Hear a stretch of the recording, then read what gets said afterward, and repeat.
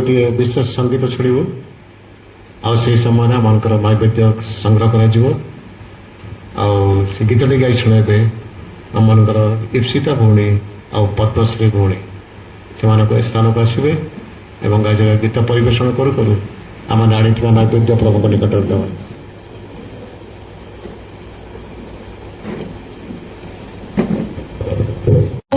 ख्रीष्टीय प्रेम नमस्कार। वर्तमान आमने जो गीतटी गाइबा जाऊँ ये बहुत पुराना गीत आमर सियन संगीतर 71 पृष्ठार गीत ए भुवन मधुरे गाए पुण्य तुमरी नाम।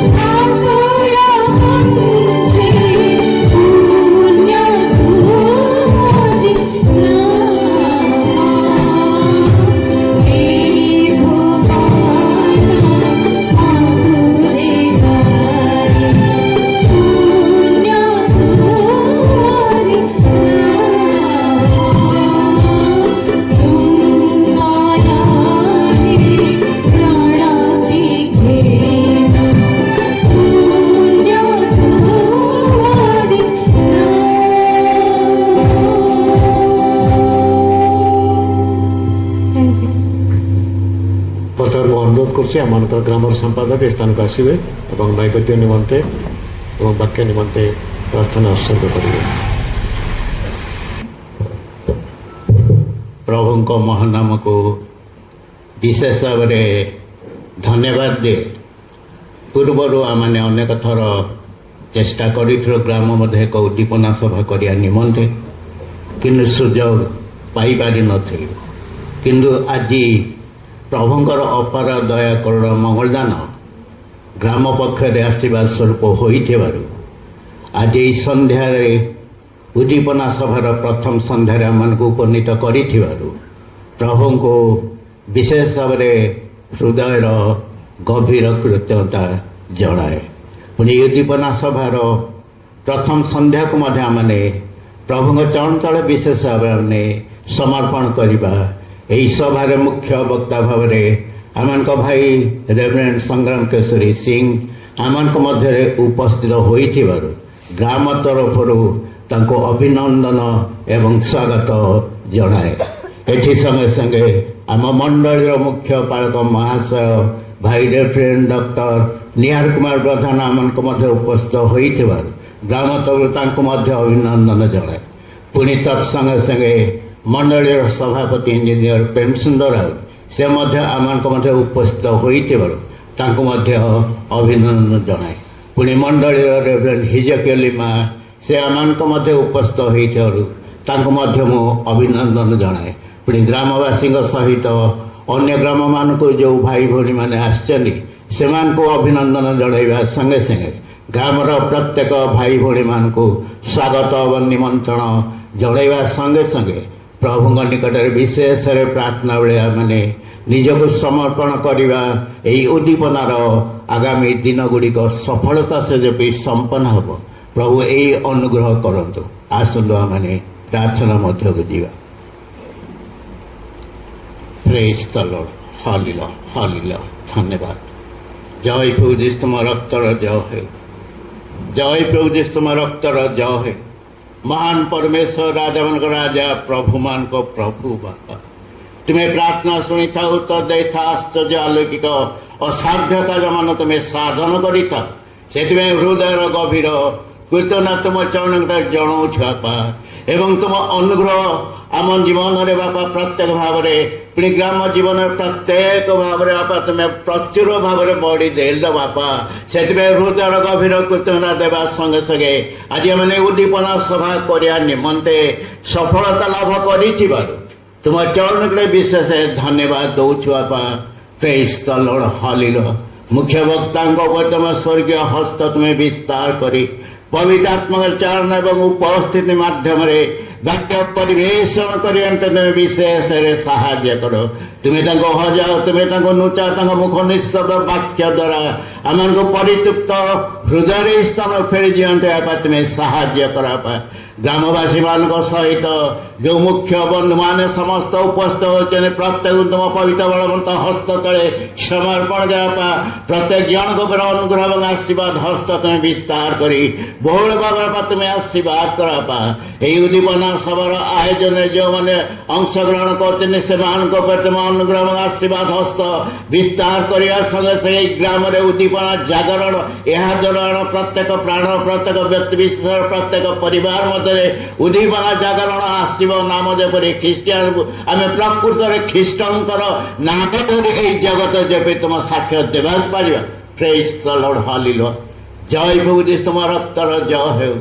एठारे आस यही स्थान वायुमंडल शुचि पवित्र निर्मल कर आम अंतरात्मा शुचि पवित्र निर्मल कर आरंभ शेष पर्यंत तुम्हें साथी हो तुम्हें कथा कह आम शुणा पुणी आम व्यक्तिगत पारिवारिक जीवन सफलीकृत करवा उत्तम फल फलिया पार अनुग्रह प्रदान कर आम पाप अजयता मूल्य छुट्टी सब तुम्हें मार्जना कर शुचि कर पवित्र कर मन मत कर एवं नूतन भाव तुम्हें गढ़ी तोड़ी दियो बापा। Praise the Lord hallelujah. आजिकार उपासन जो नैवेद्य आसছে पिता यही नैवेद्य पर तुम स्वर्गीय हस्त विस्तार करी बहुल भाव आशीर्वाद करने संगे तुम सेवा कार्य निमंते बहुल भाव व्यवहृत पार पिता तुम्हें दया अनुग्रह बापा तुम्हें आशीर्वाद कर पुणी जो भंडार से भंडार मापी चापी उछुड़े संगे संगे प्रत्येक मागिया भाव अधिक भाव दे परितृप्त साहाय्य हे वाक्यर भी परमेश्वर आत्मार भी परमेश्वर पवित्र आत्मा परमेश्वर आस जो भाई को तुम्हें मनोनीत कर ତୁମେ ତାଙ୍କ ହଜ, ତୁମେ ତାଙ୍କୁ ଲୁଚାଅ ଏବଂ ପବିତ୍ର ଆତ୍ମାଙ୍କ ଦ୍ୱାରା ପରିପୂର୍ଣ୍ଣତା ଲାଭ କରି ସେ ବାକ୍ୟ ଦେବେ ନାହିଁ, ମାତ୍ର ପବିତ୍ର ତୁମେ ପରମେଶ୍ୱର ତୁମେ ବାକ୍ୟ ଦେବ। ସେଇ ବାକ୍ୟ ଶୁଣୁ ଶୁଣୁ ଆମେ ଅଧିକରୁ ଅଧିକ ତୁମ ନିକଟ ହେବା ସଙ୍ଗେ ସଙ୍ଗେ ପୂର୍ଣ୍ଣ ହୃଦୟରେ ଏହି ସ୍ଥାନକୁ ବାହୁ ଯିବା, ଏହି ଅନୁଗ୍ରହ ପ୍ରଦାନ ମାଗିବାକୁ ଅନେକ ବିଷୟ ଅଛି। ଦୟାଯାଏ ତୁମେ ତା ପାପ ଏଇଟା ଭଲ ଶ୍ରୀ ମାର୍ଜନା କର।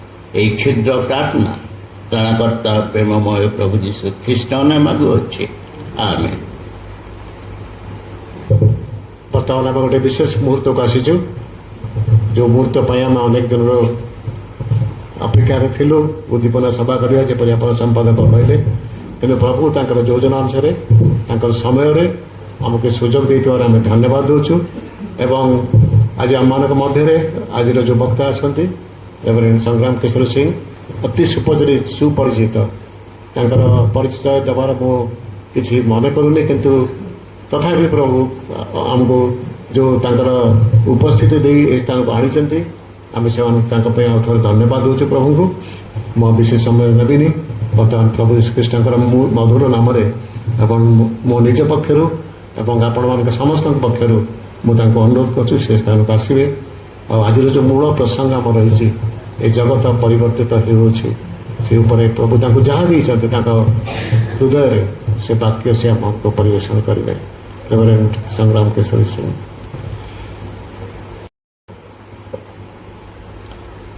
ପ୍ରଭୁଙ୍କର ପବିତ୍ର ନାମରେ ଆପଣମାନଙ୍କୁ ସମସ୍ତଙ୍କୁ ନମସ୍କାର ଜଣାଏ।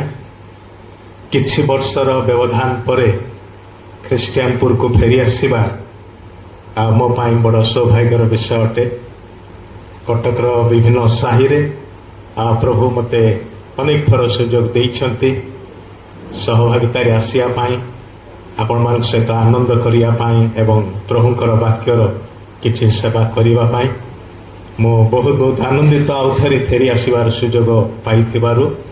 ଆଉ ମୁଁ ଦୁଃଖିତ ଯେ ମୋର ସହଧର୍ମିଣୀ ମୋ ସାଙ୍ଗରେ ଆସିପାରିଲେନି। କାଲି ପର୍ଯ୍ୟନ୍ତ ଆମମାନଙ୍କର ପ୍ଲାନ୍ ଥିଲା ଆମମାନେ ଆସିବୁ ବୋଲି, କିନ୍ତୁ ଆଜି ହିଁ ପ୍ଲାନ୍ ଚେଞ୍ଜ ହେଲା। ତେବେ ଯାହା ବି ହଉ, ପ୍ରଭୁଙ୍କର ଇଚ୍ଛା ଯାହା ସେ ତାହା ସାଧନ କରିଅଛନ୍ତି। ମୁଁ ଆପଣମାନଙ୍କୁ ବହୁତ ବହୁତ ଧନ୍ୟବାଦ ଜଣାଏ, ବିଶେଷ କରିକି ଗ୍ରାମର ସମସ୍ତ କର୍ତ୍ତୃପକ୍ଷଙ୍କ ନିକଟରେ। ପୁଣି ବହୁତ ଆନନ୍ଦିତ ଯେ ମଣ୍ଡଳୀର ସଭାପତି ମହାଶୟ ମଧ୍ୟ ଏ ସ୍ଥାନରେ ଅଛନ୍ତି, ପାଳକ ମହାଶୟ ଥିଲେ, ତାଙ୍କୁ ଟିକେ କାଶ ହେଉଛି ବୋଲି ସେ ଫେରିଗଲେ। ଆମମାନଙ୍କର ସୁସମାଚାର ପ୍ରଚାରକ ଭାଇ ହିଜକ୍ୟ ମଧ୍ୟ ଅଛନ୍ତି ଏବଂ ମଣ୍ଡଳୀର ବା ଗ୍ରାମର ମାନ୍ୟଗଣ୍ୟ ବ୍ୟକ୍ତିମାନେ ସମସ୍ତେ, ଆପଣମାନେ ସମସ୍ତଙ୍କ ନିକଟରେ ମୁଁ ବହୁତ ବହୁତ ଧନ୍ୟବାଦ ଦିଅଟେ ମୋତେ ଏହି ସୁନ୍ଦର ସୁଯୋଗ ଦେଇଥିବାରୁ। ବିଶେଷ କରିକି ମୁଁ ଯେ ବାକ୍ୟରୁ କିଛି ବଡ଼ ବିଷୟ ଶିକ୍ଷା ଦେବି ସେଥିପାଇଁ ନୁହେଁ, କିନ୍ତୁ ପ୍ରଭୁଙ୍କ ଠାରେ ଆମମାନଙ୍କର ପରସ୍ପର ମଧ୍ୟରେ ଯେଉଁ ସହଭାଗିତା ଅଛି ସେଇଟା ଏଇ ଦିନମାନଙ୍କରେ ଯେତେ ଦୃଢ଼ୀଭୂତ କରିପାରିବା ବଡ଼ ଜରୁରୀ ଅଟେ। କାରଣ ଆମମାନେ ଏପରି ଗୋଟିଏ ଜଗତରେ ବାସ କରୁଛୁ ଯେଉଁ ଜଗତ ବଦଳି ବଦଳି ଯାଉଛି। 25-30 ବର୍ଷ ତଳେ, 40-50 ବର୍ଷ ତଳେ ଖ୍ରୀଷ୍ଟୀୟ ମଣ୍ଡଳୀର ଅବସ୍ଥା ଯେ ପ୍ରକାର ଥିଲା, ଆଜି ସେ ପ୍ରକାର ନାହିଁ। ଗୋଟିଏ ଦିଗରେ ଆମମାନେ ଗଗନସ୍ପର୍ଶୀ ଭାବରେ ଉଠି ଉଠି ଯାଉଛୁ। ଫାଇନାନ୍ସିଆଲି କହିବାକୁ ଗଲେ ବୋଧେ 40-50 ବର୍ଷ ତଳେ ଯେ ପ୍ରକାର ଥିଲା ତାଠାରୁ ବେଶ ଭଲ ସ୍ତରରେ ଅଛୁ। ଆମମାନଙ୍କର ବେଶ ପୋଷାକ, ଆମମାନଙ୍କର ସଭ୍ୟତା, ଏସବୁ କ୍ଷେତ୍ରରେ ଆମମାନଙ୍କର ବହୁତ କିଛି ଉନ୍ନତି ହେଇଛି ନିଶ୍ଚୟ। ଆମମାନଙ୍କର ଗିର୍ଜାଘର ଗୁଡ଼ିକ ରିନୋଭେଟ୍ ହେଉଛି କିମ୍ବା ଭାଙ୍ଗିକି ନୂଆ କରାଯାଉଛି, କାରଣ ଜାଗା ହେଉନାହିଁ। ଅନେକ ଜାଗାରେ ବଡ଼ ବଡ଼ ଗିର୍ଜାଘର ସବୁ ତିଆରି ହେଉଛି। ଆମମାନେ 50 ବର୍ଷ ତଳେ ଯାହା ଥିଲୁ ଆଜି ତାହା ନୁହଁ। ଏଠି ହୁଏତ କେହି କେହି ଅଛନ୍ତି ଯେଉଁମାନେ 50 ବର୍ଷ ତଳେ ଥିଲେ, ଦେଖିଛନ୍ତି ମଣ୍ଡଳୀ କ'ଣ ଥିଲା, ପ୍ରତିଟି ଗ୍ରାମ କେମିତି ଥିଲା, ଆଉ ଆଜି କହିବାକୁ ଗଲେ ଆକାଶ ପାତାଳ ତଫାତ ଭଳି ଲାଗୁଛି। ଏସବୁ ଆମମାନଙ୍କୁ ଜଣେଇ ଦେଉଛି ଯେ ଆମମାନେ ଏକ ପରିବର୍ତ୍ତନଶୀଳ ଜଗତରେ ବାସ କରୁଛୁ। ଯାହା କିଛି ଦେଖୁଛୁ, ଯାହା କିଛି ଉପଭୋଗ କରୁଛୁ, ଯାହା କିଛି ହାସଲ କରୁଛୁ, ଯାହା କିଛି ବିଷୟରେ ଜଡ଼ିତ ହଉଛୁ ସେ ସବୁ କିଛି ବଦଳି ବଦଳି ଯାଉଛି। ଏ ପ୍ରକାର କି ଆଗ କାଳରେ ଆମେ ଯେତେବେଳେ ସାନ ପିଲା ଥିଲୁ ଆମମାନେ ବାପା ମାଙ୍କ ପ୍ରତି କି ପ୍ରକାର ଆଚାର ବ୍ୟବହାର କରୁଥିଲୁ, କି ପ୍ରକାର କଥା ମାନୁଥିଲୁ, ସେ ଜମାନାଟା ବର୍ତ୍ତମାନ ନାହିଁ। ଆଜିର ପିଲାମାନଙ୍କୁ ପଦେ କହିଲେ 5 ପଦ ଶୁଣିବା ପାଇଁ ପ୍ରସ୍ତୁତ ଥିବା ଦରକାର। ଏଇଟା ଘରେ ଘରେ ଘଟୁଛି ନୁହେଁ କି?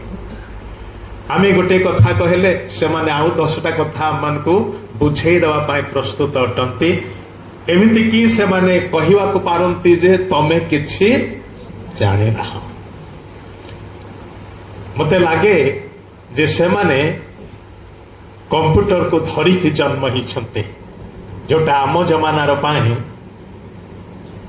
ଗୋଟେ ଅଦ୍ଭୁତ ବିଷୟ ଥିଲା। ଆଉ ଆମେ ତ ବର୍ତ୍ତମାନ ଏଆଇ ଜଗତରେ ବର୍ତ୍ତମାନ ବାସ କରୁଛୁ, ଏଆଇ ଯୁଗରେ ବାସ କରୁଛୁ। ଗାଡ଼ିରେ ଆସିଲା ବେଳେ କେତେଟା ଗୀତ ଶୁଣୁଥିଲି, ଖ୍ରୀଷ୍ଟିଆନ ଗୀତ, ଭକ୍ତିମୂଳକ ଗୀତ। ମୁଁ ଭାବୁଥିଲି କି ସୁନ୍ଦର କଣ୍ଠ, କିଏ ସେଟା ଗାଇଛି। ଆଉ ଯୋଉ ଭାଇ ମତେ ନେଇକି ଆସିଲେ ସେ ମତେ କହିଲେ ଏଟା କୌଣସି ମଣିଷ ଗାଏ ନାହାନ୍ତି, ଏଆଇ ର ପ୍ରସ୍ତୁତି। ମତେ ବଡ ଆଶ୍ଚର୍ଯ୍ୟ ଲାଗିଲା ନା, ସୁନ୍ଦର କଣ୍ଠ, ସୁନ୍ଦର ସଙ୍ଗୀତ ଏମିତି ଭାବରେ ସଜେଇ ଦେଇଛନ୍ତି ଯେ କାନକୁ ବହୁତ ବଢିଆ ଲାଗୁଛି, ଆଉ ଭାବପୂର୍ଣ୍ଣ, ଅର୍ଥପୂର୍ଣ୍ଣ, ବହୁତ ମଜା ଲାଗୁଛି। ମାନେ କୁଆଡେ ଯାଇକି ଆମମାନେ ପହଞ୍ଚିଲୁଣି। ଅବଶ୍ୟ ସତ କଥା, ଅଳ୍ପ କିଛି ଦଶନ୍ଧି ତଳେ ଆମମାନଙ୍କର ମଣିଷ ତ ଚନ୍ଦ୍ରପୃଷ୍ଠରେ ପାଦ ଦେଇଥିଲା। ସେଟା ବହୁତ ବଡ ବିଷୟ ହେଇଥିଲା ସାରା ବିଶ୍ୱର ନିମନ୍ତେ। ମଣିଷ ଜାତି ଗୋଟିଏ ସ୍ତରରୁ ପୁରା ଉଚ୍ଚ ସ୍ତରକୁ ଉଠିଗଲା, ଏଇଟା ସାରା ବିଶ୍ୱ ଅନୁଭବ କଲା। ଗାଁ ଗହଳିରେ ମଧ୍ୟ ସେ ବିଷୟରେ ଚର୍ଚ୍ଚା ହେଲା। ଆଉ ତାପରେ ପରେ ଆଜି ଯେତେବେଳେ ଆମମାନେ ଦେଖୁ ଆମମାନେ କେତେ ଆଗକୁ ବଢି ଯାଇଛୁ। କିନ୍ତୁ ଅପର ପକ୍ଷରେ ଆଉ କେତେକ ବିଷୟରେ ସେଇଟା ମଧ୍ୟ ଭୟଙ୍କର ଭାବରେ ବଢିଛି, ବଦଳି ଯାଇଛି। ମଣିଷର ସ୍ୱଭାବ ଆଗରୁ ଯାହା ଥିଲା ତାହା ଆଜି ନାହିଁ। ମନୁଷ୍ୟର ପ୍ରକୃତି ଆଗରୁ ଯାହା ଥିଲା ମାନବ ପ୍ରକୃତି ବୋଲି କୁହାଯାଉଥିଲା, ଆଜି ତାକୁ ପଶୁର ପ୍ରବୃତ୍ତି ବୋଲି କୁହାଯାଉଛି। କାରଣ ଯୋଉ ପ୍ରକାର ହିଂସାତ୍ମକ ଘଟଣା ସବୁ ଘଟୁଛି, ଯୋଉ ସମସ୍ତ ବିଷୟ ସବୁ ହଉଛି, ଆମମାନଙ୍କର ଚାରିଆଡେ ସ୍ଥାନ ପାଉଛି, ଏସବୁ ମଣିଷ ଦ୍ୱାରା ମଣିଷ ମାନଙ୍କ ପ୍ରତି କରାଯାଉଛି। ଅଥଚ ଲୋକମାନଙ୍କ ମଧ୍ୟରେ ବିବେଚନାର ଅଭାବ ଅଛି। କେହି ଜଣେ ସେଥିପାଇଁ ଦୁଃଖ କରନ୍ତି ନାହିଁ, ବରଂ ଭାବନ୍ତି ଭଲ ହେଇଛି, ମୁଁ ହେଇଥିଲେ ଆଉ ଟିକେ ଭୟଙ୍କର ଭାବରେ କରିଥାନ୍ତି, ବାହାଦୁରୀ ବୋଲିକି ଭାବୁଛନ୍ତି।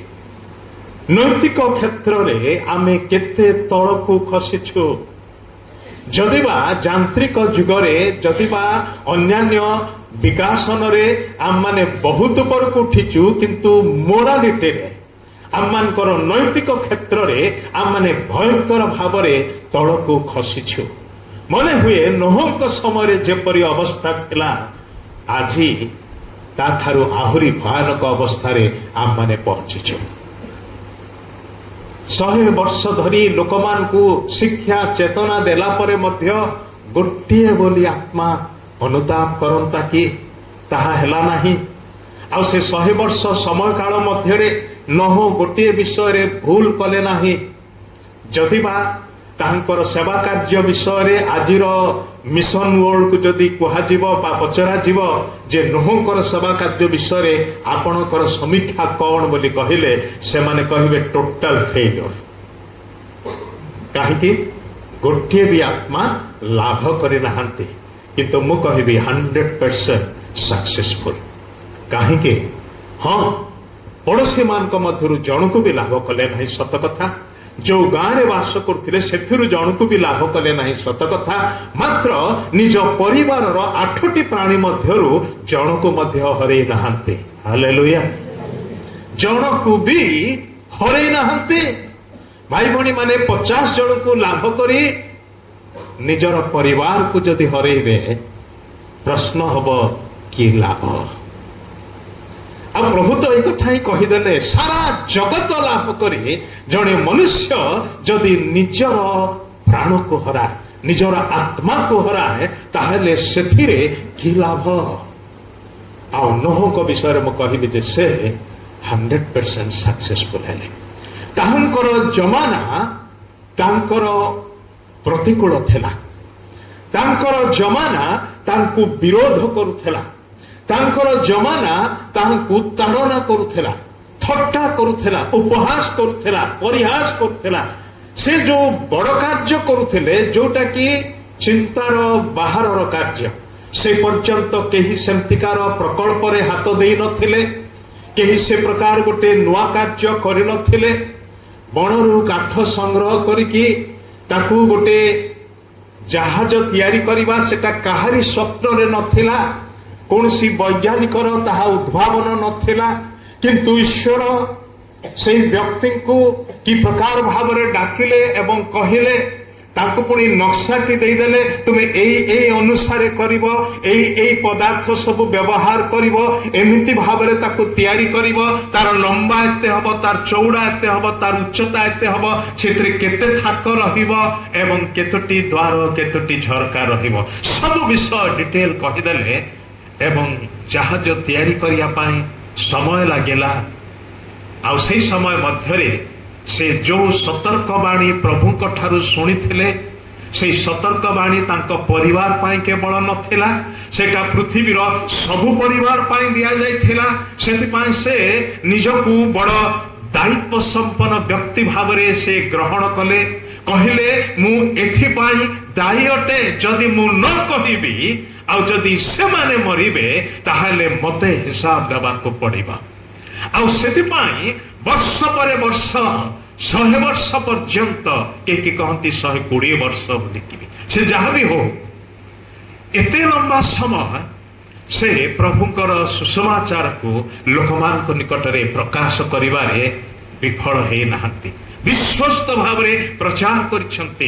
ଯଦିବା ଜଣେ ବି ତାହାଙ୍କର କଥାରେ ରାଜି ହେଇନାହାନ୍ତି, ତାଙ୍କର କଥା ଅନୁସାରେ ମନ ଫେରେଇ ନାହାନ୍ତି, ତାଙ୍କ କଥା ଅନୁସାରେ ଈଶ୍ୱରଙ୍କର ବାକ୍ୟକୁ ଗ୍ରହଣ କରିନାହାନ୍ତି। ସେ କାଳର ଜମାନା କେମିତିକା ଥିଲା, ଲୋକମାନେ କେମିତି ଏତେ ମଜି ଯାଇଥିଲେ ଯେ ସେମାନଙ୍କର ସମୟ, ସେମାନଙ୍କର ଯୁଗ, ସେମାନଙ୍କର ଅବସ୍ଥା ଏବଂ ସେମାନଙ୍କର ସମୟର ପୃଥିବୀ ହଠାତ୍ ବଦଳିଯିବ, ସେହି ସମ୍ପର୍କରେ ସଚେତନ ରହିଲେ ନାହିଁ।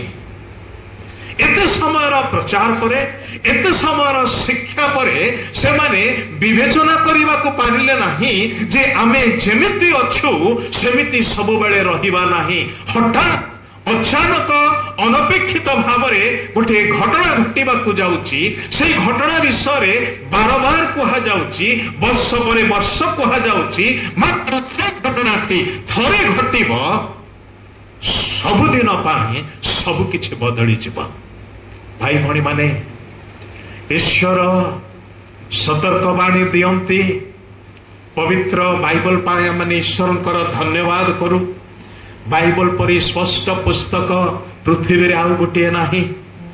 ଅନେକ ପୁସ୍ତକ ଲେଖାଯାଏ, ସେଥିରେ ଅନେକ କାଳ୍ପନିକ ବିଷୟ ଥାଏ। ଅନେକ ପୁସ୍ତକ ଲେଖାଯାଏ, ସେଥିରେ କିଛି ଐତିହାସିକ ଘଟଣା ଥାଏ। ଅନେକ ପୁସ୍ତକ ଲେଖାଯାଏ, ସେଥିରେ ଅନ୍ୟାନ୍ୟ ବିଷୟ ସବୁ ଥାଏ। କିନ୍ତୁ ସ୍ପଷ୍ଟ କଥା କହିବାର ପୁସ୍ତକ ଗୋଟିଏ ମାତ୍ର, ଈଶ୍ୱରଙ୍କର ବାକ୍ୟ ବାଇବଲ। ଏଠି ଯେତେ ଲୋକଙ୍କ ବିଷୟରେ ଲେଖା ଅଛି, ସେମାନେ ପ୍ରକୃତରେ ଆମ ଭଳି ମଣିଷ ଥିଲେ ତାର ନିଚ୍ଛ ପ୍ରମାଣ ରହିଛି। ଅବ୍ରାହମଙ୍କ ଭଳି ଜଣେ ବିଶିଷ୍ଟ ସାଧୁ ହେଇପାରନ୍ତି, ମୋଶାଙ୍କ ଭଳି ଯାହାଙ୍କ ସହିତ ପରମେଶ୍ୱର ସମ୍ମୁଖାସମ୍ମୁଖୀ କଥାବାର୍ତ୍ତା କରୁଥିବା ଜଣେ ବ୍ୟକ୍ତି ହେଇପାରନ୍ତି, କିମ୍ବା ନୋହଙ୍କ ଭଳି ଜଣେ ଅଦ୍ଭୁତ ବ୍ୟକ୍ତି ହେଇପାରନ୍ତି। ମାତ୍ର ସେମାନଙ୍କର ଷ୍ଟ୍ରେଂଥ ଯେମିତି ଥିଲା, ସେ ବିଷୟରେ ଯେମିତି ବାଇବଲ ପ୍ରକାଶ କରେ, ସେମାନଙ୍କର ଦୁର୍ବଳତା ବିଷୟରେ ମଧ୍ୟ ବାଇବଲ ପ୍ରକାଶ କରେ। ହୋଇପାରେ ଆମ ଜୀବନରେ ଯେତିକି ଦୁର୍ବଳତା ଅଛି, ସେମାନଙ୍କ ଜୀବନରେ ହୁଏତ ସେତିକି ନଥିଲା, ମାତ୍ର ସେମାନେ ଆମ ଭଳି ସୁଖ ଦୁଃଖ ଭୋଗୀ ମଣିଷ ଏବଂ ଆମ ଭଳି ଦୁର୍ବଳ ଲୋକ ଥିଲେ। ତେବେ ସେ ପ୍ରକାର ଲୋକମାନଙ୍କର ଜୀବନରେ ପ୍ରଭୁ ଯେତେବେଳେ ହସ୍ତକ୍ଷେପ କଲେ, ସେମାନଙ୍କର ଜୀବନରେ ଯେତେବେଳେ ପ୍ରଭୁ କଥା କହିବାକୁ ଲାଗିଲେ, କାର୍ଯ୍ୟ କଲେ, ଆଉ ସେମାନେ ବିଶ୍ୱାସରେ ଗ୍ରହଣ କଲେ, ସେମାନେ ଆଜ୍ଞାବହ ହେଲେ, ସେଇଟା ଆଜିର ଜମାନାରେ ଉଣା ପଡ଼ିଥିବାର ଆମମାନେ ଦେଖୁଛୁ। ଯଦିବା ଆମମାନେ ବର୍ଷ ବର୍ଷର ଖ୍ରୀଷ୍ଟ ବିଶ୍ୱାସୀ ଅଟୁ, ଆମମାନଙ୍କର ଅନେକ ଅନୁଭୂତି ଅଛି, ଅନେକ ଅଭିଜ୍ଞତା ଅଛି, ଅନେକ କିଛି ଘଟଣା ଘଟିବାର ଆମମାନେ ଦେଖି ସାରିଛୁ, ଭୁକ୍ତଭୋଗୀ ହେଇଛୁ। ଅଥଚ ସେମାନଙ୍କ ଠାରେ ଯୋଉ ପ୍ରକାର ବିଶ୍ୱାସ ଥିଲା, ଆଜି ସେ ପ୍ରକାର ବିଶ୍ୱାସ ଆମମାନଙ୍କ ଠାରେ ହୁଏତ ଏତେ ଦେଖାଯାଉ ନାହିଁ, ବିଲକୁଲ ଦେଖାଯାଉ ନାହିଁ। ସେ କଥା କହିଲେ ଭୁଲ ହେଇଯିବ। ଦେଖାଯାଉଛି କିନ୍ତୁ ସେଇ ପରିମାଣରେ ହୁଏତ ନୁହେଁ। ସେମାନଙ୍କ ଠାରେ ଯୋଉ ଆଜ୍ଞାବହତା ଥିଲା, ମତେ କୁହନ୍ତୁ ଅବ୍ରାହମଙ୍କ ପାଖରେ କୋଉ ବାଇବଲ ଥିଲା? ଯୋଉ ବାଇବଲ ଆମ ପାଖରେ ଅଛି। ଆମ ପାଖରେ ବାଇବଲର 66ଟି ପୁସ୍ତକ ଅଛି, ଫୁଲ ବାଇବଲ ଅଛି। ପୁଣି ଆମ ପାଖରେ ଆମ ନିଜ ଭାଷାର ବାଇବଲ ଅଛି, ଆମ ପାଖରେ ଅନ୍ୟାନ୍ୟ ତର୍ଜମାର ବାଇବଲ ସବୁ ଉପଲବ୍ଧ ଅଟେ। ଅବ୍ରାହମଙ୍କ ପାଖରେ ଗୋଟିଏ ଲେଖା ନଥିଲା, କେବଳ ଯାହା ତାଙ୍କର କାନ ଶୁଣିଲା, ଆଉ ସେଇଟା ବି ସବୁଦିନ ନୁହେଁ, କାଁ ଭାଁ। ଉର ଦେଶରେ ଗୋଟିଏ ପଦ ଶୁଣିଲେ, ସେତିକି ଶୁଣିକି ସେ ବାହାରି ଆସିଲେ। ତାପରେ ନେକ୍ସଟ ଟାଇମ ପ୍ରଭୁ ତାହାଙ୍କୁ କଥା କହିଲା ବେଳେ ସେ ହାରଣ ନଗରରେ ଅଛନ୍ତି। ପୁଣି ନେକ୍ସଟ ଟାଇମ କଥା କହିଲା ବେଳେ ସେ କିଣାନରେ ପାଦ ଦେଇଛନ୍ତି। ନେକ୍ସଟ ଟାଇମ କଥା କହିଲା ବେଳେ ଆଉ କିଛି ସମୟ ବିତି ଯାଇଛି। ସବୁଦିନ ପ୍ରଭୁ ତାଙ୍କ ସାଙ୍ଗରେ କଥାବାର୍ତ୍ତା କରୁନଥିଲେ, କିନ୍ତୁ ଯୋଉ ପଦ ପଦ କଥା ସେ ତାଙ୍କୁ କହୁଥିଲେ, ସେଇଟାକୁ ହିଁ ସେ ପୂର୍ଣ୍ଣ ବାକ୍ୟ ଭାବରେ ଗ୍ରହଣ କଲେ, ଆଜ୍ଞାବହ ହେଲେ, ବିଶ୍ୱାସରେ ପଦକ୍ଷେପ ନେଲେ, ଯଦ୍ୱାରା ସେ ସମୟର ପରିବର୍ତ୍ତନଶୀଳ ଯୁଗରେ ମଧ୍ୟ ସେ ସ୍ଥିର ରହିପାରିଲେ। ତେବେ ନୋହଙ୍କର କଥା ମାନେ ଚିନ୍ତା କରୁଥିଲୁ।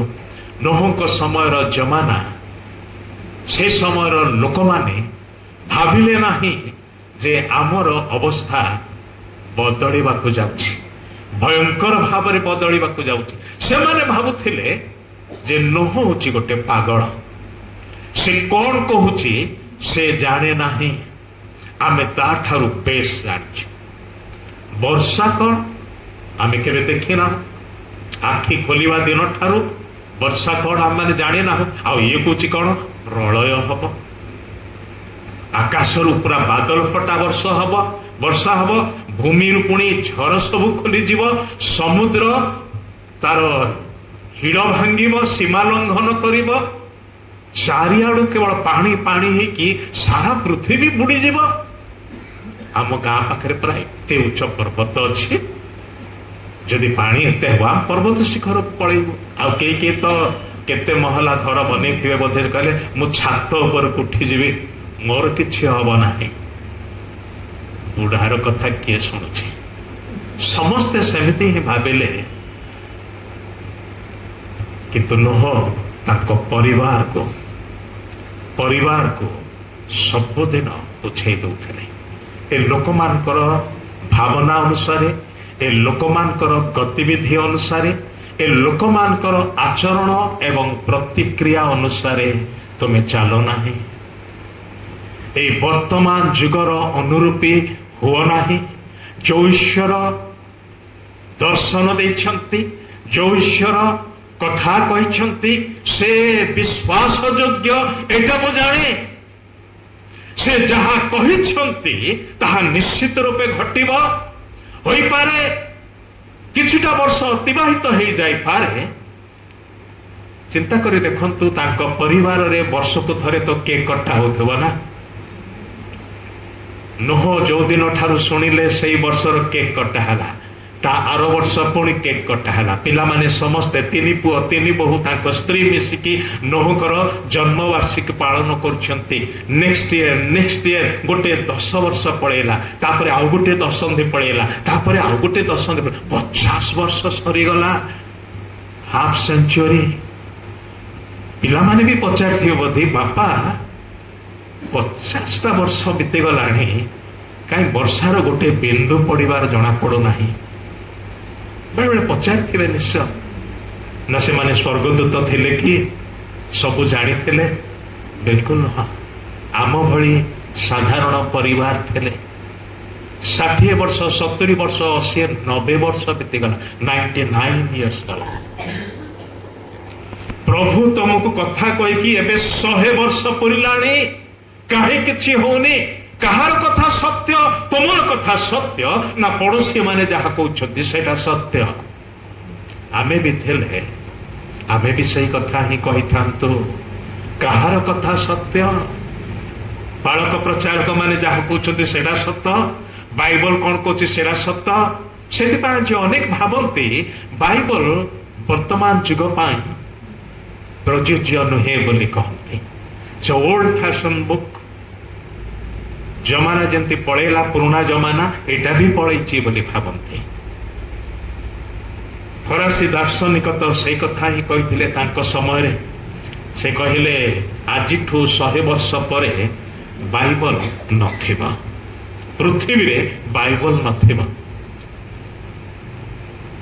100 वर्ष पर से रहिले नहीं किंतु बाइबल आज पर्यंत अच्छी से जो प्रासाद रे वास करुले गोटे बड़ बांग्लोर वास करुले सेटा Bible society international Bible society रो प्रथम ये जो गोदाम है बाइबल सब छपा जाकि से घरे रखागला जो लोकटी कही आज 100 वर्ष पर बाइबल रहिबा नाही कारण एटा पुराना जमानार पुस्तक आज आधुनिक जमाना पाई एटा किछि कामर नुहे बोली से कहते से नहांती तांकर स्मृति नाही तांको विषय केही जानते नाही किंतु बाइबल हालेलुया शह शह भाषा रे विभिन्न भाषावादी निकट रे पृथ्वीर विभिन्न कोणे कोणे बाइबल कौन लोक माने जानते बाइबल आज पर्यंत अच्छी रहिबो भी दाऊद कहले अनंत कालर निमंते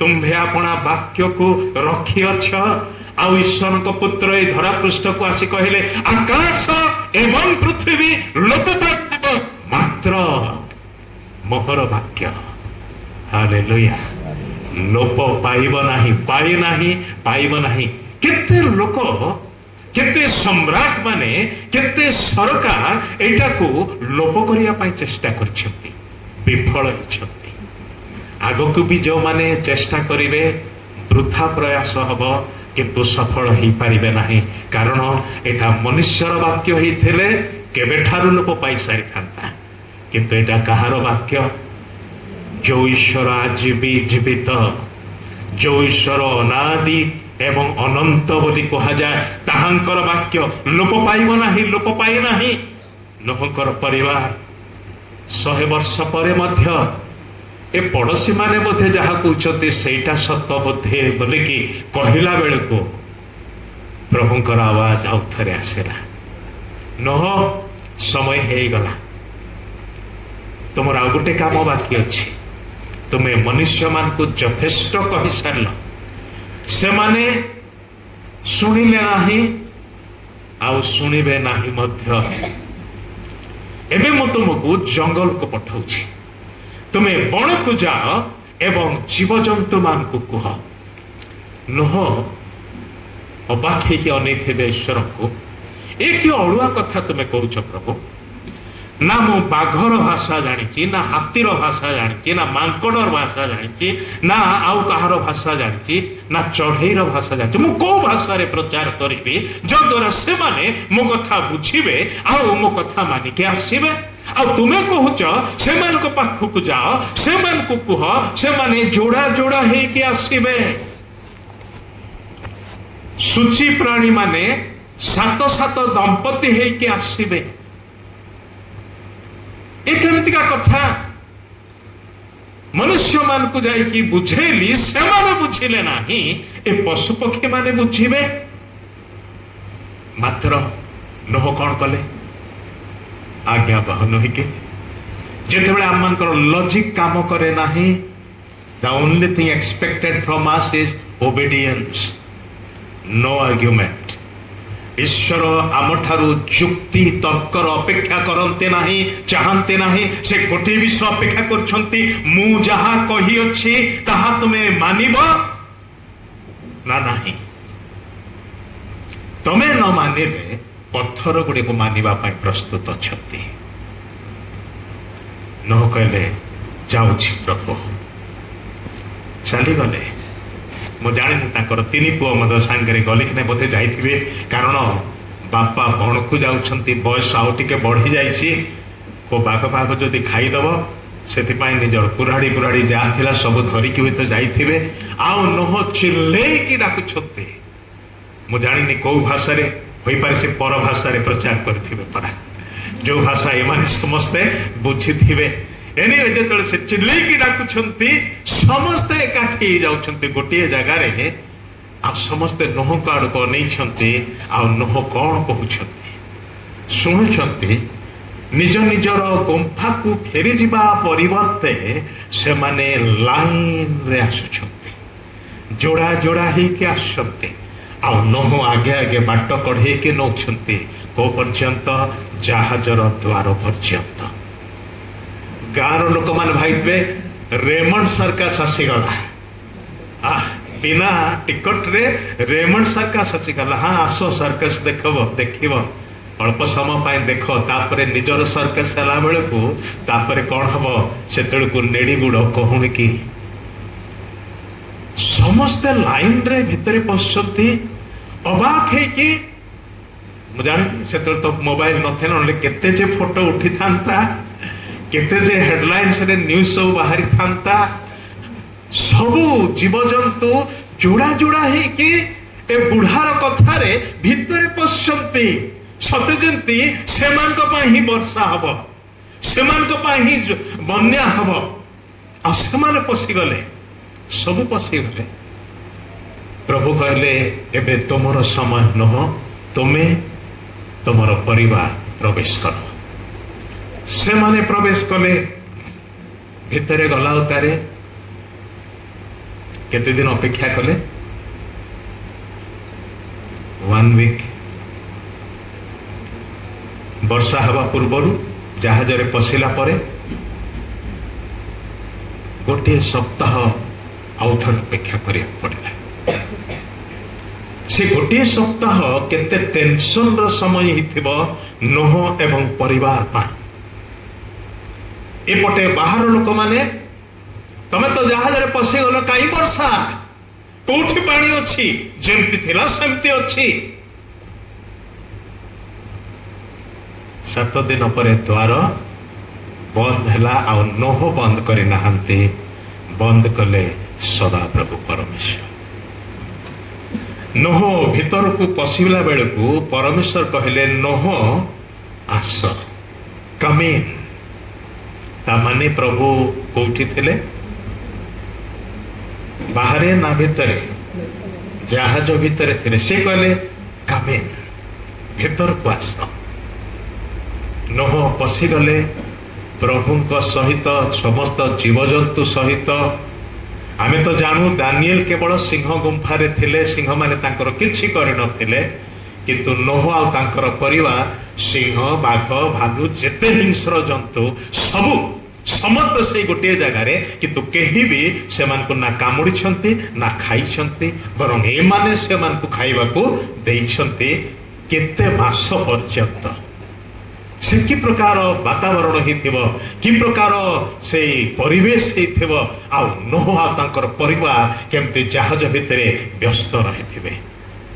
ଦିନ କେତେବେଳେ ସରୁଛି, ରାତି କେତେବେଳେ ହଉଛି କିଛି ଜାଣିପାରୁନଥିବେ, କାରଣ ଭିତରେ ସେମାନେ।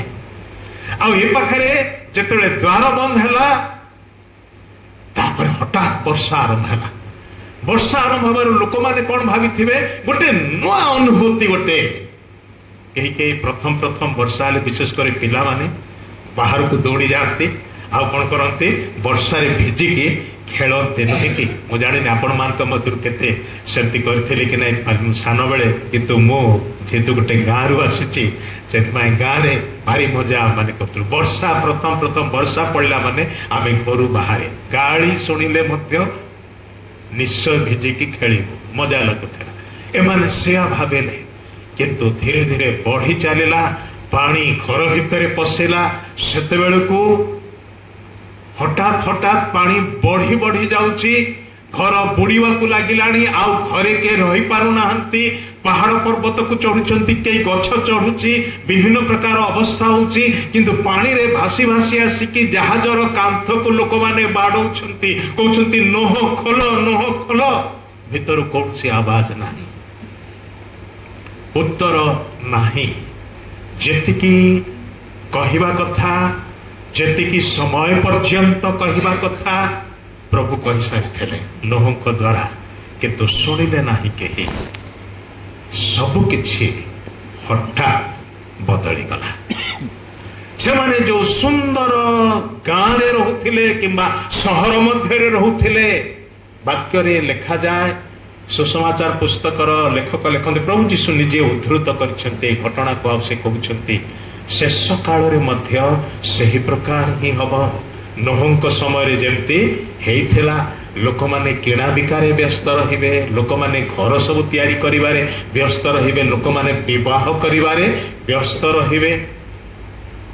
ଅନେକ ବର୍ଷ ତଳେ ଯଦି ବର୍ଷକୁ 5ଟା ବିବାହ ହେଲା ମାନେ ଏ ବର୍ଷ ବହୁତ ବାହାଘର ହେଲା ଆମ ଗାଁରେ ବୋଲି କହୁଥିଲେ, କିନ୍ତୁ ଏବେ ଗୋଟେ ଗୋଟେ ଦିନ 5-7ଟା ବାହାଘର ହଉଛି। ଖ୍ରୀଷ୍ଟିଆନ ବାହାଘର କଥା କହୁଛି।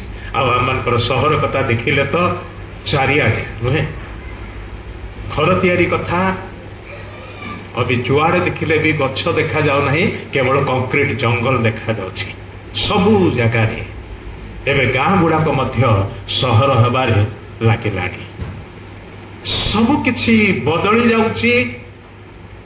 ଲୋକମାନଙ୍କ ଭିତରେ ଗୋଟିଏ ଧାରଣା ପଶିଛି ଯେ ଏମିତି ହିଁ ଚାଲୁଥିବ, ଏମିତି ହିଁ ଚାଲୁଥିବ। ଭାଇ ଭଉଣୀ ମାନେ, ଏମିତି ହିଁ ଚାଲିବ ନାହିଁ। ଚାଲିଲା ନାହିଁ ସେଦିନ, କିନ୍ତୁ ଉପାୟ ବି ଆଉ ନଥିଲା। ଯୋଉ ଉପାୟ ସେମାନଙ୍କ ପାଇଁ ଦିଆଯାଇଥିଲା, ତମେ ଫେରିଲେ, ତୁମେ କଥା ମାନିଲେ ରକ୍ଷା ପାଇଯିବ। ଏତେ ବଡ ଜାହାଜ ତିଆରି ହେଇଛି, କୋଉମାନଙ୍କ ପାଇଁ ତିଆରି ହେଇଥିଲା? ସେଇ ଲୋକମାନଙ୍କ ପାଇଁ ହିଁ ତିଆରି ହେଇଥିଲା। କିନ୍ତୁ ସେମାନଙ୍କ ଜାଗାରେ କୋଉମାନେ ଆସି ପଶିଲେ? ପଶୁପକ୍ଷୀ ମାନେ ଆସି ପଶିଲେ। କଣ ସେ ପ୍ରକାର ହବ କି ସେଦିନ? ଯୋଉମାନେ ଆଜି ଆଗ ଧାଡିରେ ଅଛୁ ବୋଲି ଭାବୁଛୁ, ସେଦିନ ଛାଡି ଦିଆଯିବୁ। କିନ୍ତୁ ଯୋଉମାନେ ଆଜି ଆମମାନଙ୍କର ସାମ୍ନାରେ ଦେଖା ଯାଉନାହାନ୍ତି, ପଛର କୋଉ ଧାଡିରେ ଅଛନ୍ତି କି ନାହିଁ ଆମେ ନିଶ୍ଚିତ ନୁହଁ, ଆଉ ସେମାନେ ଆଗ ପହଞ୍ଚି ଯାଇଥିବେ। କାରଣ ଆଗ ଲୋକ ପଛ ହବ, ପଛ ଲୋକ ଆଗ ହବ ବୋଲି ପ୍ରଭୁ ନିଜେ କହିଲେ। ତେବେ ଭାଇ ଭଉଣୀ ମାନେ, ପରିବର୍ତ୍ତିତ ହେଉଥିବା ଜଗତ ମଧ୍ୟରେ ଆମେ ବାସ କରୁଛୁ। ଆଉ ଏଇ যে প্রকার অবস্থা মধ্যকু ଆମେ ଗତି କରୁଛୁ ଦ୍ରୁତ ଗତିରେ, ଆମେ ହଠାତ୍ ନିଜକୁ ରକ୍ଷା କରିବାକୁ ପାରିବୁ ନାହିଁ। ସେଥିପାଇଁ ଆମେ ଅସମର୍ଥ ଅଟୁ। ଆଉ ଏଥିପାଇଁ ହିଁ ବେଳ ହୁଁ ସାବଧାନ ବୋଲିକି ଆମମାନଙ୍କୁ କୁହାଯାଏ। ଈଶ୍ୱରଙ୍କର ବାକ୍ୟ ଆମମାନଙ୍କୁ ସେଥିପାଇଁ ସତର୍କ କରାଏ। ଏକ ବଦଳି ଯାଉଥିବା ଜଗତରେ ଆମେ କେମିତି ବାସ କରିବା, କି ପ୍ରକାର ଭାବରେ ବାସ କରିବା, ପରିବର୍ତ୍ତନଶୀଳ ଜଗତରେ ବୁଦ୍ଧିର ସହିତ ବଞ୍ଚିବା କେମିତି। ମୁଁ 3ଟି କଥା କହିକି ଶେଷ କରିବି ଆଜି। ପ୍ରଥମ ବିଷୟ ଆମେ ମନେ ରଖିବା ଦରକାର, ଯୋଉ ସଂସାର ମଧ୍ୟରେ ବାସ କରୁଛୁ ତାହା ଅସ୍ଥାୟୀ ଅଟେ, ତାହା କ୍ଷଣିକ ଅଟେ, ସବୁ ସମୟ ପାଇଁ ନାହିଁ। ପ୍ରଭୁ ଯୀଶୁ ନିଜେ କହିଲେ ଆକାଶ ଓ ପୃଥିବୀ ଲୋପ ପାଇବ।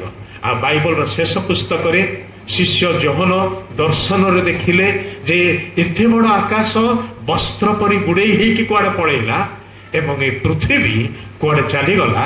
ସେ ଗୋଟିଏ ଧାଡି ଲେଖିଲେ, ମୁଁ ଏପର୍ଯ୍ୟନ୍ତ ବୁଝିବାକୁ ପାରୁନାହିଁ। ଆଉ ସେମାନଙ୍କର ନିମନ୍ତେ ସ୍ଥାନ ମିଳିଲା ନାହିଁ। ମାନେ ସେମାନଙ୍କର ଅବସ୍ଥା କଣ ହେଲା? ଏତେ ବଡ ଆକାଶ ଶୂନ୍ୟମଣ୍ଡଳରେ ବସ୍ତ୍ର ପରି ଗୁଡେଇ ହେଇଗଲା ସତ, କିନ୍ତୁ ତା ପାଇଁ ସ୍ଥାନ ମିଳିଲା ନାହିଁ।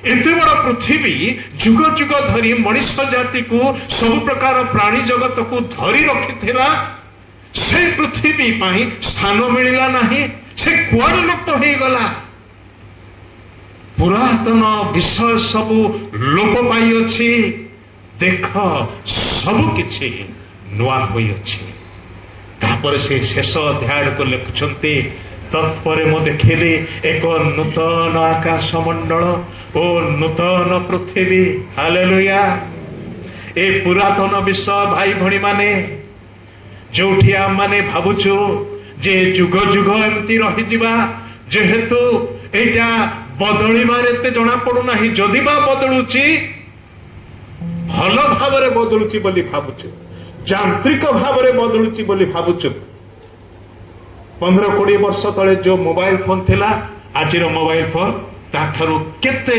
उन्नत धरणर अटे 15-20 वर्ष तले जो लैपटॉप थिला आज सेटा आउटडेटेड हो गलानी वर्तमान आहरी उन्नत धरणर सब बहुत किछि क्षेत्र रे इवन आमर पिला पाठ पढ़ारे आगु आमे जो प्रकार सिलेबस सब पढ़ुथिलु आज सिलेबस को देखंतु छोट छोट पिला माने पहाड़ परी बोझ बोईकी स्कूल को जाउछंती एते पाठ आउ जदि आईसीएसई विद्यालय रे जदि भर्ती कर दिया जायछि ताहाले से माने दीटा पर्वत माने गरिसिम आउ गोटे कि पर्वत थिला हाँ से दीटा पर्वतर बोझ बोईकी सते जमते आमंकर पिला माने स्कूल को जाउछंती बदली जाउछि सब किछि सत कथा आमे भाबुछु भल आड़कू गति करूछि किंतु भल आड़कू नुहे ध्वंसमुखी जगत ए जगत केवल बदलुची ताहा नुहे तार रूप बदली जाउछि बोली ओडिया बाइबल रे लिखा जाउछि इंग्रजी तर्जमा रे अवश्य लिखा जाउछि this world is passing away in its present form तार वर्तमान आकार रे एटा कोन ही जाउछि उभे जाउछि लोप पाई जाउछि यार सत्ता रहिबा नाही ता माने गोटे टेम्पररी जगत रे आपण एवं मु वास करूछु एक क्षणस्थायी दुनिया रे आम माने वास करूछु आ एटा होछि वास्तव सत्य ईश्वरकर वाक्य एटा को सत्य बोली की घोषणा करू अछि आम माने ए विषय को बुझिबा आवश्यक ए अस्थायी जगतर प्रकृत क्षणिकता बुझिबा दरकार अछि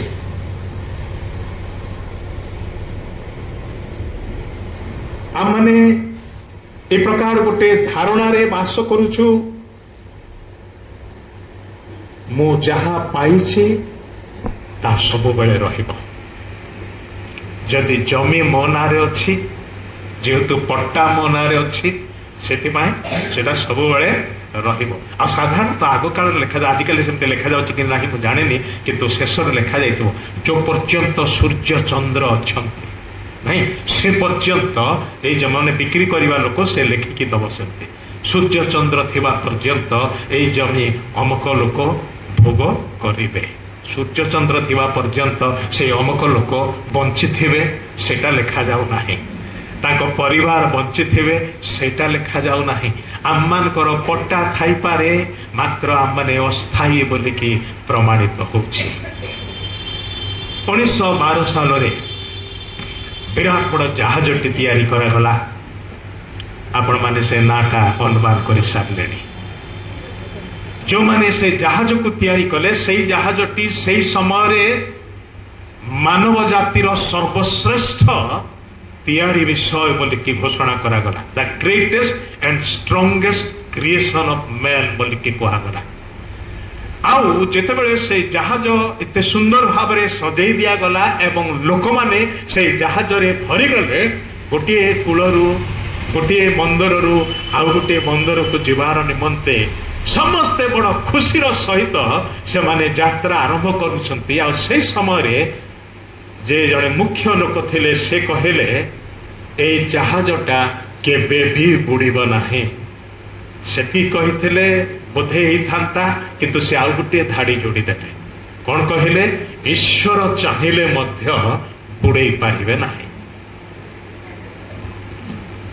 तांकर सृष्टि तांकर कारुकार्य एते दृढ़ एते सुंदर एते अतुलनीय थिला जद्वारा कि से ही निष्पत्ति रे पहुंचले आ कहिदेले जे ईश्वर चाहिए मध्य एटा को बुड़े पारिबो नाही सेटा ही ताकर पतनर कारण हेई गला तार प्रथम यात्रा रे लक्ष्य स्थल रे पहुंची पारला नाही आज लोकमान को से दुर्दशा से दुर्घटनार स्मरण कर देवार निमंते टाइटानिक फिल्मटा तैयारी हला नहीं आमे ताहाकू गोटे इतिहासर घटना भाव रे जानू किंतु से घटना परे मध्य मनुष्य माने केते शिक्षा ग्रहण कले सेटा स्पष्ट संवाद देला जे मनुष्यर सबठारु शक्तिशाली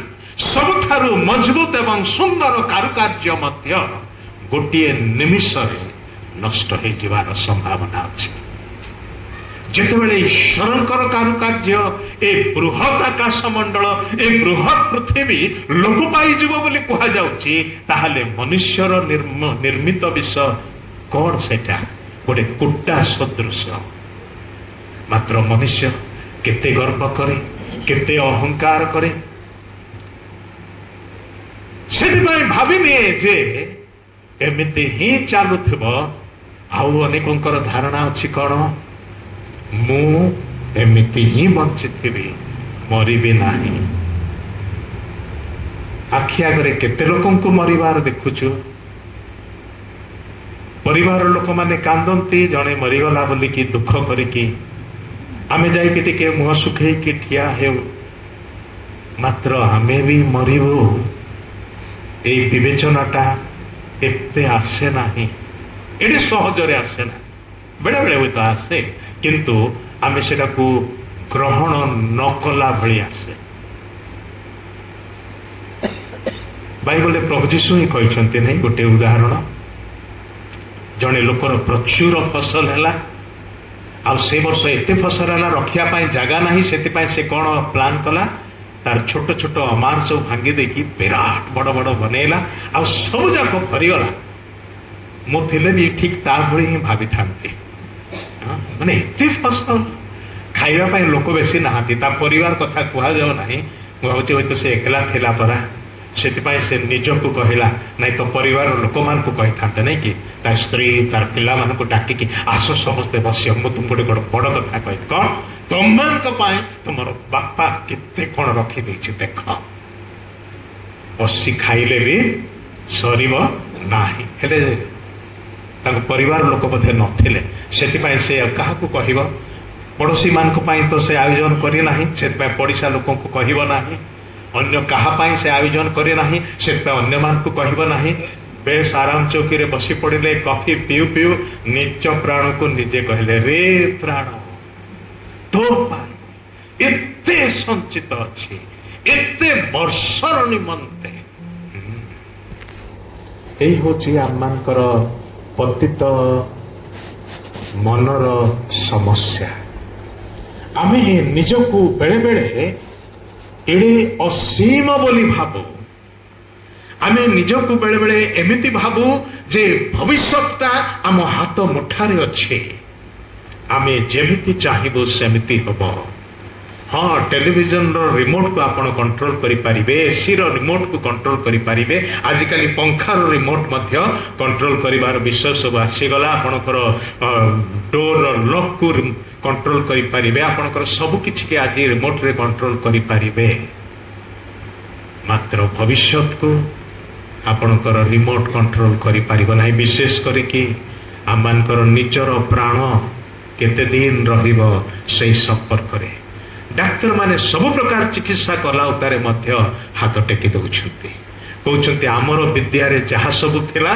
सब करि सारिचु आउ किछि करा जाई परिबो नाही घर को नहीं जातु घर लोक मान को डाकंतु आत्मीय मान को डाकंतु जदि के दूर रे अछंती अंततः शेष किछि समय से अन्य मान को देखिए से माने ताकू देखिए सेटा तांकर शेष वार्ता सबू चिकित्सा परे लक्ष लक्ष टंका सरीला परे आजिकली तो लक्ष भी उड़ा पड़गला एबे कोटी रे चली नुहे इन्शुरांस वाला भी वर्तमान सेटा ही पूछती କୋଟି କୋଟି ଟଙ୍କାର ଇନ୍ସୁରାନ୍ସ ହେଇପାରିବ।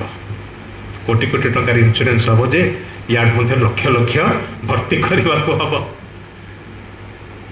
କେହି କେହି ଭାବୁଛନ୍ତି ଯେ ଏମିତି ହିଁ ଚାଲିଥିବ। ଦ ଡିସେପସନ୍ ଅଫ୍ ପରମାନେନ୍ସ, ସ୍ଥାୟୀତାର ପ୍ରତାରଣା। ସେଇ ପ୍ରତାରଣା ଆମମାନଙ୍କୁ ପ୍ରତାରିତ କରି ଚାଲିଛି। ଏକ ତ ଆମେ ଭାବିଛୁ ଯେ ଜଗତ ବଦଳୁଛି କିନ୍ତୁ ଭଲ ଆଡକୁ ବଦଳୁଛି, ଏଟା ନଷ୍ଟ ହବ ନାହିଁ। ଦ୍ୱିତୀୟରେ ଏଟା ଏମିତି ହିଁ ଚାଲୁଥିବ। ସେଇ ଯୋଉ ଭ୍ରାନ୍ତ ଧାରଣାଟା ପଶିକି ରହିଛି, ଆଉ ସେଇ ଧାରଣାରେ ଅନେକ ଲୋକ ବାସ କରନ୍ତି। ପିଲାମାନଙ୍କୁ ନେଇକି କେବେ ସମୁଦ୍ର କୂଳକୁ ଯାଇଛନ୍ତି କି? ସାଧାରଣତଃ ପିଲାମାନେ କ'ଣ କରନ୍ତି? କୂଳରେ ଗୋଡ଼ଟା ପୁରେଇ ଦେଇକି ବାଲି ସବୁ ଏକାଠି କରିକି ତାକୁ ଚାପି ଚାପିକି ଆସ୍ତେ କିନା ଗୋଡ଼ଟାକୁ ପାଦଟାକୁ ବାହାର କରିଦିଅନ୍ତି, ଆଉ ଭାରି ଖୁସି ହେଇଯାଆନ୍ତି। କ'ଣ ବନେଇଲେ ସେମାନେ? ଗୋଟେ ବାଲି ଘର ତିଆରି କଲେ। ଆଉ କୋଉ କୋଉ ଜାଗାରେ ସେମାନେ ରଙ୍ଗ ସବୁ ନେଇକି ଯାଇଥାନ୍ତି, ସେଠି ରଙ୍ଗ ଯୋଉ ଗୁଣ୍ଡ ସବୁ ପକେଇକି ତାକୁ ସୁନ୍ଦର ଡେକୋରେଟ ମଧ୍ୟ କରିଦିଅନ୍ତି। ଆଉ ସେମାନେ ଦେଖିକି ଖୁସି ହେଲା ଭିତରେ ବଡ଼ ଢେଉଟା ଆସେ। ଏତେ ପରିଶ୍ରମ କରି କଲି, ଏତେ ରଙ୍ଗ ବେରଙ୍ଗ କଲି, ମାତ୍ର ପାଣି ତାକୁ କ'ଣ କରିଦେଲା? ଭସେଇ ନେଇଗଲା। ସେଥିପାଇଁ ଏ ପରିବର୍ତ୍ତନଶୀଳ ଯୁଗରେ, ଏ ପରିବର୍ତ୍ତନଶୀଳ ଜଗତରେ ଆମେ ଅନନ୍ତ କାଳର ଦୃଷ୍ଟିକୋଣରେ ବଞ୍ଚିବାକୁ ଶିଖିବା ଦରକାର। learn to live in the light of eternity। ଅନନ୍ତ କାଳ ବାସ୍ତବ ସତ୍ୟ, ସେଟା ଆମ ଆଖିରେ ଦେଖାଯାଉ ନାହିଁ ସତ କଥା, କିନ୍ତୁ that is the reality। Paul କହୁଛନ୍ତି ଯେ ଯାହା ଦୃଶ୍ୟ ବିଷୟ ସେଇଟା ଅସ୍ଥାୟୀ ଅଟେ, ଯାହା ଦୃଶ୍ୟମାନ ନୁହେଁ ତାହା ଅନନ୍ତକାଳୀନ ଅଟେ। ଆଉ ସେଥିପାଇଁ ସେ ବିଶ୍ୱାସୀ ମାନଙ୍କୁ କହିଲେ ଯେ ଆମ୍ଭେମାନେ ଦୃଶ୍ୟ ବିଷୟ ଦ୍ୱାରା ଜୀବନ କାଟୁନାହୁଁ, ଦୃଶ୍ୟ ବିଷୟ ଦ୍ୱାରା ପ୍ରଭାବିତ ହେଉନାହୁଁ।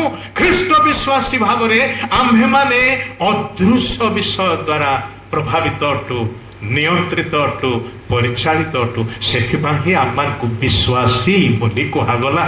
ଆଉ ବିଶ୍ୱାସ କେଉଁ ବିଷୟର ନିଶ୍ଚିତ ଜ୍ଞାନ, କେଉଁ ବିଷୟର ଭିତ୍ତିମୂଳ ବୋଲିକି ବାଇବଲରେ ଲେଖା ଅଛି, ସେଟା ଆମମାନଙ୍କର ମୁଖସ୍ଥ ପଦ ହେଇସାରିଛି, ନୁହେଁ କି?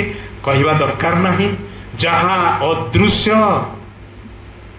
ଯାହା ପ୍ରତ୍ୟାଶିତ, ତାମାନେ ଏପର୍ଯ୍ୟନ୍ତ ପହଞ୍ଚି ନାହିଁ, ଭବିଷ୍ୟତରେ ହିଁ ଅଛି କିନ୍ତୁ ପହଞ୍ଚିଯିବ।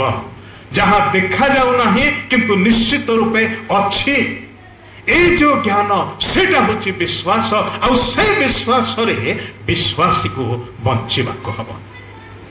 এ দৃশ্যমান ক্ষণিক জগত দ্বারা প্রভাবিত, নিয়ন্ত্রিত, পরিচালিত হয়েকি নষ্ট হয়ে যাওয়া অপেক্ষা যে অদৃশ্য স্বর্গ, যেটাকে আমি আজ পর্যন্ত দেখি না কিন্তু নিশ্চিত আছে, দিনে আমি সেটিকে যাচ্ছু। যে অদৃশ্য নূতন আকাশমণ্ডল, নূতন পৃথিবী, যেটি আমার অবশিষ্ট অনন্ত কাল আমি বাস করব। কেবল আমি নুহে, আম সহিত কিଏ বাস করবে? স্বর্গর প্রভু আসি বাস করবে। যে প্রভু আমার জীবন দিয়ে সে আমার সহিত বাস করবে। কারণ সে পিতাঙ্ক ঠারে মাগিছন্তি, মো যেউঠারে থায়ে মোর লোকমানে যেপরি মো সহিত সেহিঠারে রহিবে। হে পিতা, মো এই নিবেদন তোমাঠারে করুଅছি। আউ পিতা আমেন বলি কহি সারিছন্তি। সেটা অন্যথা হব ନାହିଁ। ସେଥିପାଇଁ ଭାଇ ଭଉଣୀମାନେ, ଆମେ ଯଦି ବା ଏ କ୍ଷଣସ୍ଥାୟୀ ଜଗତରେ ଅଛୁ, ଏକ ପରିବର୍ତ୍ତନଶୀଳ ଜଗତରେ ଅଛୁ, ଏକ ବଦଳି ଯାଉଥିବା ଯୁଗ ମଧ୍ୟରେ ଅଛୁ, ମାତ୍ର ଆମମାନେ ଅନନ୍ତକାଳୀନ ବ୍ୟକ୍ତି ଅଟୁ, ଆମମାନେ ଅନନ୍ତକାଳୀନ ଲୋକ ଅଟୁ। ହଁ, ମୃତ୍ୟୁ ଦ୍ୱାର ଦେଇ ପ୍ରବେଶ ହୁଏତ କରିବାକୁ ପଡ଼ିବ ଦିନେ, କିନ୍ତୁ ମୃତ୍ୟୁ ଦ୍ୱାରା ବନ୍ଦ ହେଇକି ରହିବା ଲୋକ ଆମମାନେ ନୁହଁ। ଆମମାନେ ଜଗତର କୋଉ ଦ୍ୱାରା ବନ୍ଧା ହେଇକି ପଡ଼ି ରହିଥିବା ଲୋକ ନୁହଁ। ଖ୍ରୀଷ୍ଟ ଆପଣା ରକ୍ତର ମୂଲ୍ୟ ଦେଇ ଆମମାନଙ୍କୁ ମୁକ୍ତ କରିସାରିଛନ୍ତି ଏବଂ କିଣି ସାରିଛନ୍ତି। 5 ବର୍ଷିଆ ଯୋଜନାରେ ନୁହେଁ କିମ୍ବା 10 ବର୍ଷିଆ ଯୋଜନାରେ ନୁହେଁ, ଅନନ୍ତକାଳୀନ ନିମନ୍ତେ ପିତାଙ୍କ ଉଦ୍ଦେଶ୍ୟରେ ସେ ଆମମାନଙ୍କୁ କିଣି ସାରିଛନ୍ତି। we belong to him. ଆଉ ଯେହେତୁ ସେ କାଲି ଆଜି ଏବଂ ଚିରକାଳ ସମାନ ଅଟନ୍ତି, ଅଛନ୍ତି, ଯେ ଥିଲେ, ଯେ ଅଛନ୍ତି, ଯେ ରହିଥିବେ, ଆଉ ଆମମାନେ ତାହାଙ୍କ ଠାରେ ଅଛୁ। ସେଇଟା ତାଙ୍କର ସ୍ଥାନ। ଆମେ ଯଦିବା ଏ ପରିବର୍ତ୍ତନଶୀଳ ଜଗତ ମଧ୍ୟରେ ବାସ କରୁଛୁ ବା ଅଛୁ, କିନ୍ତୁ ଆମମାନଙ୍କର ଅସଲି ବାସସ୍ଥାନ ହେଉଛନ୍ତି ସଦାପ୍ରଭୁ ନିଜେ। ସେ ଆମମାନଙ୍କର ବାସସ୍ଥାନ। ସେ ବାରବାର କହିଛନ୍ତି ତୁମ୍ଭେମାନେ ମୋ ଠାରେ, ମୁଁ ତୁମ୍ଭମାନଙ୍କ ଠାରେ। ସେଇ ସମ୍ପର୍କରେ ଆମମାନେ ଏଠି ପ୍ରବାସୀ ଭାବରେ ଆମମାନଙ୍କର ଅଳ୍ପ କାଳକୁ କ୍ଷେପଣ କରୁଅଛୁ, କିନ୍ତୁ ଆମମାନେ ଅନନ୍ତ କାଳର ଲୋକ। ପାଉଲ କହିଲେ ଆମମାନଙ୍କର ପ୍ରଜାସତ୍ଵ କୋଉଠି? ସେଇଠି। ଆମର ଦିଟା ନାଗରିକତ୍ଵ ଅଛି। ଗୋଟେ ହେଉଛି ଆମମାନଙ୍କର ଲୋକାଲ ଭାରତୀୟ, ଆଉ ସେଟା କ୍ଷଣିକ। ପ୍ରତି 10 ବର୍ଷରେ ଥରେ ତାକୁ ନୂଆ କରିବାକୁ ପଡ଼େ। ଆଜିକାଲି ରିନ୍ୟୁଆଲ ବି ନୁହେଁ, 10 ବର୍ଷ ସରିଲା ତାକୁ ଫୋପାଡ଼ି ଦିଅ, ଆଉ ଥରେ ନୂଆ ଆପ୍ଲାଏ କର ଆଉ 10 ବର୍ଷର ପାଇଁ। କିନ୍ତୁ ସେଠିକାର ନାଗରିକତ୍ଵ ଥରେ ନାଁ ଲେଖା ହେଲା ଉତାରେ ତାକୁ ଧରି ରଖିବାକୁ ହବ ବିଶ୍ୱାସରେ। ଯେମିତିକି ନୋହ ବିଶ୍ୱାସରେ ଧରି ରଖିଲେ, ତାଙ୍କ ପରିବାର ବିଶ୍ୱାସରେ ଧରି ରଖିଲେ, ଆଉ ସେ 8 ପ୍ରାଣୀ କେବଳ ରକ୍ଷା ପାଇଲେ। ଭାଇ ଭଉଣୀମାନେ, ଆଜି ଆମମାନଙ୍କର ପରିବାରକୁ ନେଇ ଆମମାନେ ଜଗତରେ ବାସ କରୁଛୁ। ଆମ ପରିବାର ପୁରାପୁରି ପରିବାର ଏକ ରକ୍ଷାପ୍ରାପ୍ତ ପରିବାର ହେଉ। ଆମେ ସାରା ଜଗତକୁ ଲାଭ କରି ନିଜ ପରିବାରର ଜଣକୁ ବି ହରେଇବା, ତାହା ନ ହଉ। ପ୍ରଭୁ କରନ୍ତୁ ଏହି ପରିବର୍ତ୍ତନଶୀଳ ଜଗତରେ ଆମମାନଙ୍କର ଅପରିବର୍ତ୍ତନୀୟ ପ୍ରଭୁଙ୍କ ଠାରେ ବିଶ୍ୱାସରେ ସ୍ଥିର ରହିବା, ଶେଷ ପର୍ଯ୍ୟନ୍ତ ଦୌଡ଼ିବା, ଆଉ ଦିନେ ନିଶ୍ଚିତ ରୂପେ ପ୍ରଭୁଙ୍କ ସହିତ ବାସ କରିବା। ପ୍ରଭୁ ଆମମାନଙ୍କୁ ଏ ଅଳ୍ପ ବାକ୍ୟରେ ଆଶୀର୍ବାଦ କରନ୍ତୁ। ଆସନ୍ତୁ ମୁଁ ପଦେ ପ୍ରାର୍ଥନା କରିବି। ପ୍ରାର୍ଥନା କରିବା। ପ୍ରେମମୟ ସ୍ୱର୍ଗସ୍ଥ ପିତା, ଆମମାନଙ୍କର ଚାରିପାଖରେ ସବୁକିଛି ବଦଳି ଯାଉଛି। ଆମମାନଙ୍କର ନିଜ ଶରୀରକୁ ଦର୍ପଣରେ ଦେଖିଲେ ଆମେ ବି ଅନୁଭବ କରୁଛୁ ଯେ ଆମେ ମଧ୍ୟ ବଦଳିବାରେ ଲାଗିଛୁ। 15-20 ବର୍ଷ ତଳେ ଆମମାନଙ୍କର ଶାରୀରିକ ଯେଉଁ ଅବସ୍ଥା ଥିଲା, ଆଜି ତାହା ନୁହେଁ। ଆମେ ଧୀରେ ଧୀରେ କ୍ଷୀଣତା ଆଡ଼କୁ ଗତି କରୁଛୁ, ଧୀରେ ଧୀରେ ଦୁର୍ବଳତା ଆଡ଼କୁ ଗତି କରୁଛୁ। ଆଉ ବିଭିନ୍ନ ପ୍ରକାର ରୋଗ ବ୍ୟାଧି ଆମମାନଙ୍କୁ ଦୁର୍ବଳ କରି ପକାଉଛି, ବେଳେବେଳେ ଆମମାନଙ୍କୁ ପଙ୍ଗୁ ମଧ୍ୟ କରି ପକାଉଛି। ଆମମାନଙ୍କର ବ୍ୟକ୍ତିଗତ ଅବସ୍ଥା ବଦଳି ଯାଉଛି। ଆମମାନଙ୍କର ଯେଉଁ ବିଚକ୍ଷଣ ସ୍ମରଣ ଶକ୍ତି ଥିଲା, ଆଜି ତାହା ଧୀରେ ଧୀରେ କ୍ଷୀଣ ହେବାରେ ଲାଗିଛି, ମେମୋରି ଫେଲ୍ ହେବାକୁ ଲାଗୁଛି। ସବୁ ପ୍ରକାର ପରିବର୍ତ୍ତନ, ସବୁ ପ୍ରକାର ବିଷୟ ବଦଳି ଯାଉଛି, ମାତ୍ର ତୁମେ ବଦଳି ନାହଁ, କେବେ ବି ବଦଳିବ ନାହିଁ। ଆଉ ସେଥିପାଇଁ ତୁମେ କହିଲ, ଯେହେତୁ ଆମ୍ଭର ପରିବର୍ତ୍ତନ ହୁଏ ନାହିଁ, ସେଥିପାଇଁ ହେ ଯାକୁବ ବଂଶ ତୁମ୍ଭେମାନେ ଆଜି ପର୍ଯ୍ୟନ୍ତ ବଞ୍ଚି ରହିଛ। ଏଇଟା ସତ କଥା ପ୍ରଭୁ। ଆଉ ପୃଥିବୀରେ ଲୋକମାନେ କହନ୍ତି, ଯେହେତୁ ଜଗତରେ ମେଷପାଳକ ଅଛି, ସେଥିପାଇଁ ମେଣ୍ଢା ଜାତି ଆଜି ପର୍ଯ୍ୟନ୍ତ ତିଷ୍ଠି ରହିଛି। ଆଉ ତୁମେ ତ ଆମମାନଙ୍କର ଉତ୍ତମ ପ୍ରତିପାଳକ। ତୁମେ ଅଛ, ସେଥିପାଇଁ ଆଜି ଆମମାନେ ବଞ୍ଚିକି ରହିଛୁ। ଆଉ ଆମମାନେ ଧନ୍ୟବାଦ କରୁଛୁ ଯେ ଆଜି ତୁମଠାରେ ବିଶ୍ୱାସ ଭରସାରେ ବଞ୍ଚିକି ରହିଛୁ। ପ୍ରଭୁ, ତୁମରି ଆତ୍ମା, ତୁମର ବାକ୍ୟ ଏବଂ ମଣ୍ଡଳୀର ସହଭାଗିତା ଆମମାନଙ୍କୁ ସାହାଯ୍ୟ କରେ ଏ ନୂଆ ଜୀବନରେ, ଖ୍ରୀଷ୍ଟଙ୍କ ଜୀବନରେ, ଅନନ୍ତ ଜୀବନ ଯାହା ଆମମାନଙ୍କୁ ଦେଇଛ, ସେଇ ଜୀବନରେ ବଞ୍ଚି ରହିବା ପାଇଁ। ପ୍ରଭୁ, এই ଜୀବନରେ, এই ପୃଥିବୀ ପୃଷ୍ଠରେ ବିଶ୍ୱାସରେ ସ୍ଥିର ରହିବା ପାଇଁ ସାହାଯ୍ୟ କର। ଆଉ ଯେତେବେଳେ ଜଗତ ଛାଡ଼ିବାକୁ ହବ, ଆମେ ପାଉଲଙ୍କ ଭଳି ନିଶ୍ଚିତ ରୂପେ ଏହି ଉଦ୍ବୋଧ ପାଇକି ଯିବୁ ଯେ ମୋର ପ୍ରାଣ ଆହୁତି ପରି ଢଳା ଯାଉଅଛି ସତ, ମାତ୍ର ପର ମୁହୂର୍ତ୍ତରେ ମୁଁ ସେହି ସ୍ଥାନରେ ଠିଆ ହେବି, ମୋ ସାମ୍ନାରେ ମୋର ପ୍ରଭୁଙ୍କୁ ଠିଆ ହେଇଥିବାର ଦେଖିବି। ଆଉ ତାଙ୍କର ହାତ ଖାଲି ନଥିବ, ହାତରେ ସେ ମୁକୁଟ ଧରିକି ରଖିଥିବେ, ମୋ ମସ୍ତକରେ ଦେବେ। କେବଳ ମୋତେ ନୁହେଁ, କିନ୍ତୁ ଯେତେ ଜଣ ତାହାଙ୍କର ଆଗମନର ଅପେକ୍ଷା କରନ୍ତି, ପ୍ରିୟ ଜ୍ଞାନ କରନ୍ତି, ସେ ସମସ୍ତଙ୍କୁ ସେ ଦେବେ।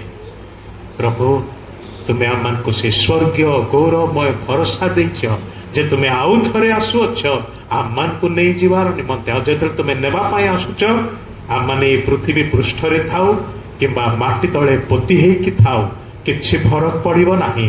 ତୁମେ ବାଛି ବାଛିକି ଉଠେଇକି ନେଇଯିବ।